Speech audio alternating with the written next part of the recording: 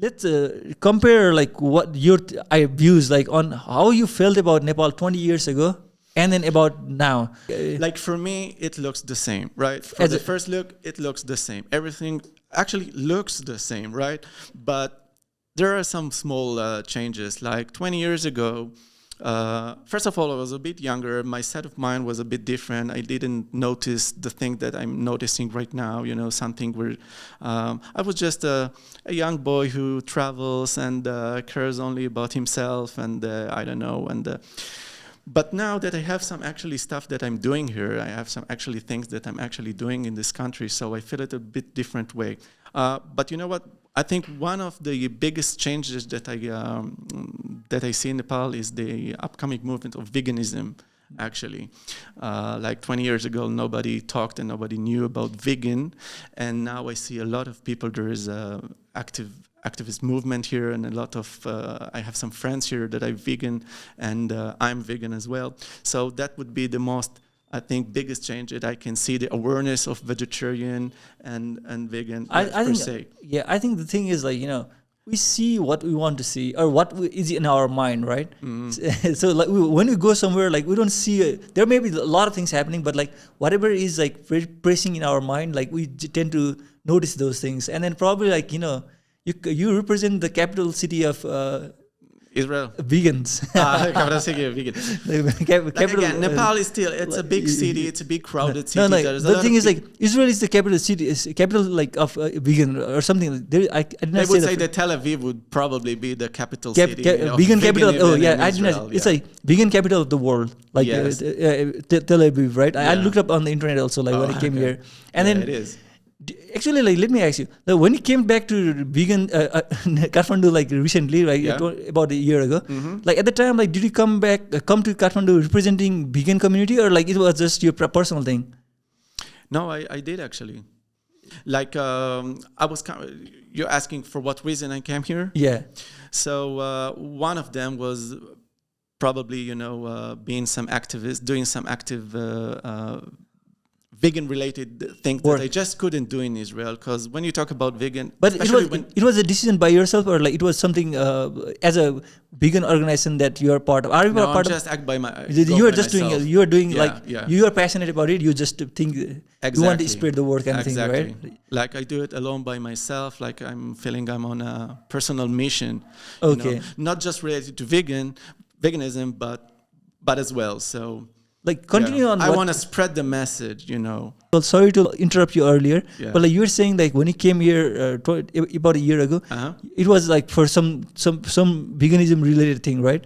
And what like can you continue on that? Like, so again, back in Israel, whatever I wanted to do that was related to vegan, I just couldn't do. If I wanted to do some collaboration with some business owners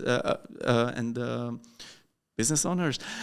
If I wanted to do some collaboration with people what kind of business? Like you were saying, like people regarding. I had all sorts of ideas of how to make businesses go vegan, like businesses there was like restaurants and dining places that was not vegan. Right. I had some ideas how to make them go vegan, but I just couldn't do it in Israel because nobody was listening to me. Everybody thinks they already heard about everything. They already know anything about everything. And so nobody accepted me and my thoughts and my insights about, not only about veganism, but especially, arts as well. Like I'm an artist as well, and I didn't do any exhibition. I didn't sell any of my art, So actually nobody, except for maybe the social media when I post some things that I make.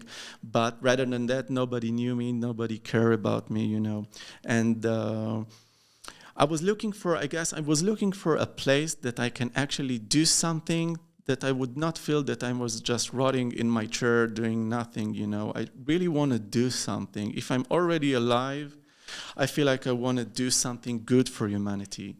So I think veganism and being vegan is one of those things, And then so like you came here kind of like thinking that like maybe like I should go to Nepal and then take part in vegan group, like meet people like friends and all those things, Actually, right? I didn't even thought about I didn't even think about it that I'm gonna meet anyone. Actually, I was just going to Nepal in order to do some treks. As I said, I wanted to do something big.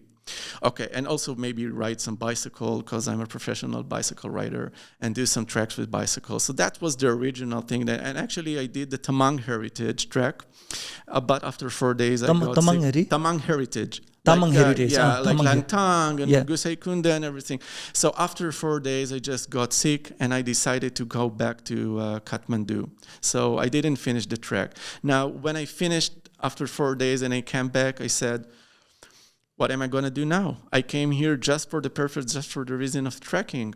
And then something actually really interesting happened. I went to this vegan restaurant called Loving Heart. It's in Tamil in Kathmandu.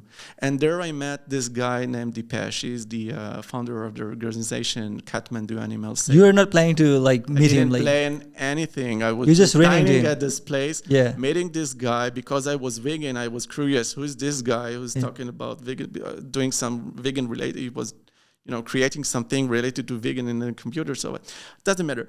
I met this guy, I talked to him, and I found out that he was vegan. So as for me to see somebody who is local Nepali vegan, for me after 20 years, I was amazed. And then he said, yeah, I have some friends that are vegan also. I said, what? Like there's actually vegan people here in Nepal? There is a thing called, and there was, and we got together, and then I met some other friends, and then they invited me to this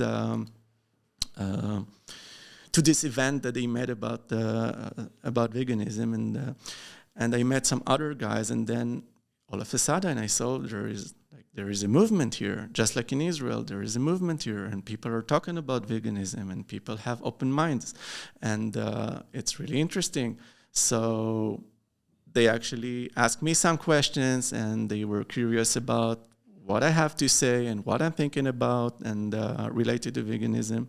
And then we got together, and now they're my friends. I'm preferring to them as my local Nepali friends, and I'm really happy about it. That's great, man. I think in a way, you didn't really plan to be a representative of Israel to the vegan community, but you became, since you are from Israel, yeah, and you met vegan people, and in Nepal, this community of people, and then you being somebody from Israel, you automatically kind of your words are taken. You represent your state in a way, even though there is a lot of people who has this hippie mentality of saying fuck government and this that, right? But in the bigger picture, the moment we go to some other country, we become the ambassador of our country. We represent our country in some ways, not ambassador means a political position, government position, right? But as a whatever you do, it represents your people back home, right? And knowingly or unknowingly, we kind of represent our state. And then I think you being from Israel and then being in Nepal, and coincidentally, in a way, you are also vegan from the vegan capital of the world. Right. So I don't know if I'm the biggest ambassador of Israel, of the veganism movement in Israel, but I try to do something, whatever I can. Yeah. But whenever you are in that group of people, vegan group, right? In Nepal, probably you are the only Israeli, are you not? At that point of time, I think I was the only Israeli one, but I think there are some other, other foreigners. That are vegan and taking, working with this group as well. Really? Oh, okay.